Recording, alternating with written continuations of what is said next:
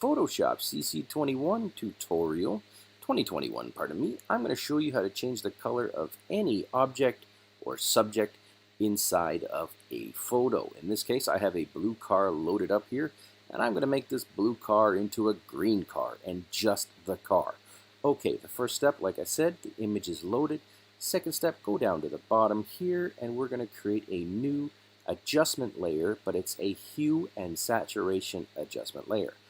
Left click on that, and there is our adjustment layer. Now, the next step is you don't want to go ahead and start messing around with the hue and saturation with these little sliders here.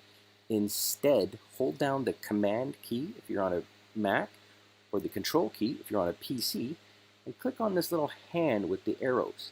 This is going to allow us to modify just the hue, and it's just the hue of the car. So I'm going to left click on it,